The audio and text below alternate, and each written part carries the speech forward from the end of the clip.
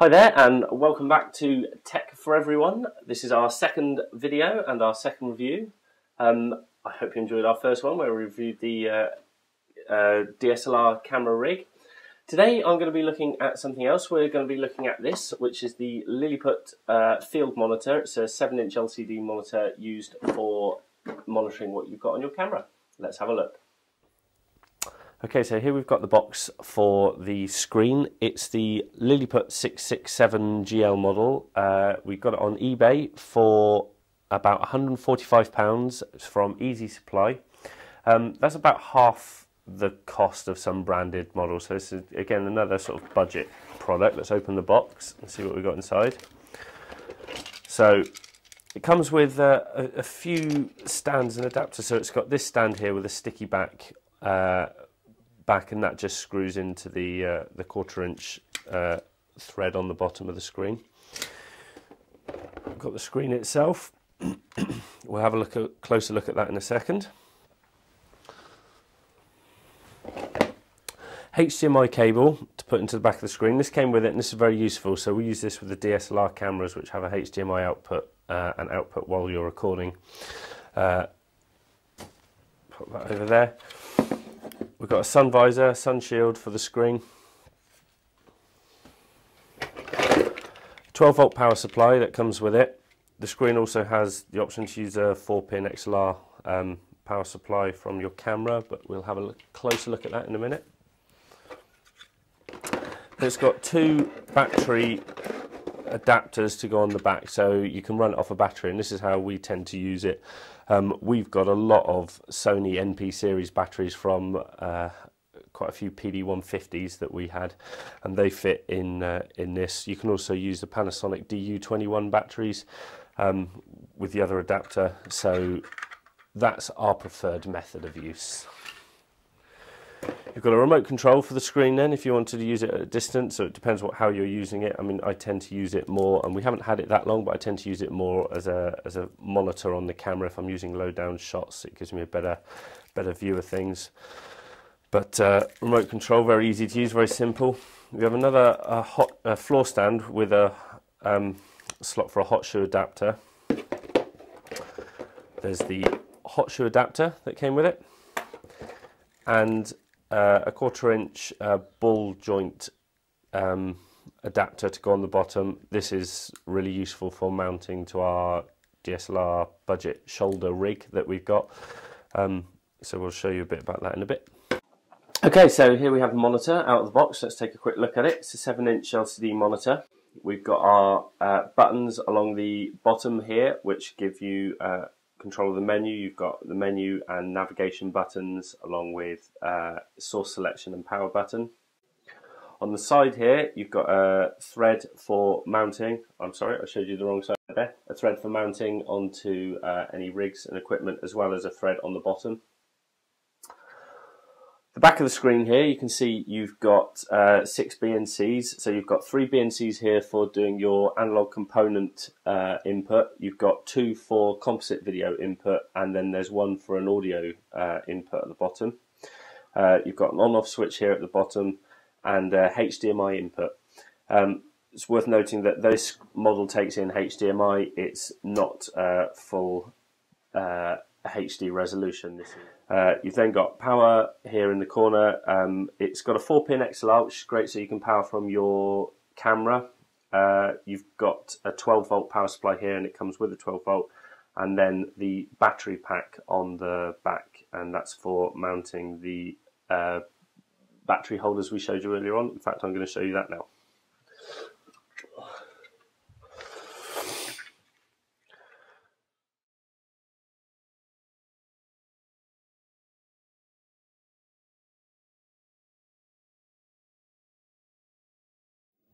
I have the monitor now set up on a tripod. It's getting its input via the HDMI at the back, and that's plugged into a Panasonic HD camcorder. The reason that I've got it into a camcorder now, not the DSLR, is I sometimes get a lot of trouble with plugging this screen into the Canon 7D, which is what I was going to show you it on. And what happens is you plug the screen in and then it gives you a little error message, and you either have to eject the CF card or battery and restart the camera. So there's a little bit of a bug going on there, and I can't give you too many details about why that is, and if we find out or come to some sort of more comprehensive conclusion, then in a later video we'll let you know. Let's have a look at the menu then. I'm going to use the remote. I find the remote easier to use than the on-screen display. The on-screen buttons. So pressing menu brings up our on-screen display, and the first option is altering the brightness. Scrolling down through the menu, you've got contrast, control of saturation and tint. You can then change the on-screen display H position, the horizontal position, and also the vertical position. If I scroll through that with my options, you can see the display moving down the screen, moving up the screen. Scroll back down and you can reset all of the controls. Now the reset is a useful option because, you know, if you're like me, I like to just play around with the settings, see what looks good. Maybe something doesn't look good. I get myself into a little bit of a pickle. You can just go to the reset and you're back to the beginning, and that's quite useful. So don't be afraid to play with the options. Moving on, then you've got color temperature. Sorry, let's go back up to that. Color temperature. You've got a user definable option, and then you've got 6,500 Kelvin, 7,500 Kelvin, and 9,300 Kelvin. When you're not using the predefined color temperatures, you can then change the red, scroll through, the green or the blue. These options aren't available to you if you're on their preset modes, but this is the user definable option. Go down and you've got a language option.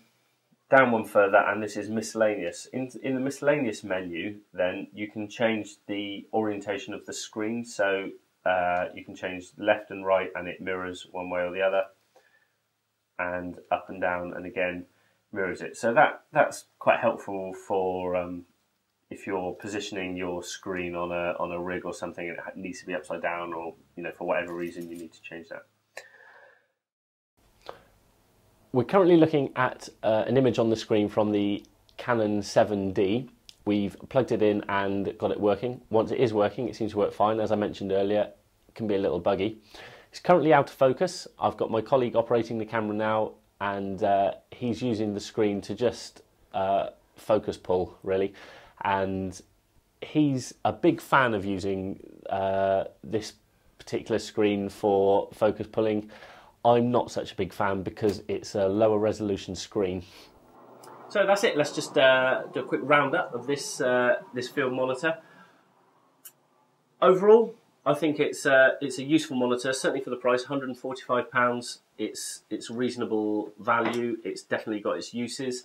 We use it a lot when we're getting the camera into tricky positions, and you can just position it remotely or angle it on your rig, and so that you can get a better view of what you're taking a shot of. Things I'm not so keen on are the lower resolution. It's 800 by 480, and I find that a little low for pulling focus. When you use the DSLR itself, I find a crisper image helps me pull focus. My colleagues prefers this, so maybe it's just a matter of opinion. What else can I say, really? I think you need to be careful when you're buying it online. Some of the descriptions describe the SDI in and outs. They're actually an option for this. There are points at the back with which you can have it as an option, but it doesn't come as standard. Also, the description of it as 1080 HD, actually that just means it takes in a 1080 resolution, so it's not really a true representation. What you're getting is 800 by 480. So just be wary of that when you're buying it. Don't think you're getting a HD signal. You'll notice that the screen's just gone off. That's the battery running out on the back. We've been filming for a couple of hours with one of these smaller Sony batteries, so that just gives you an indication of how long you get.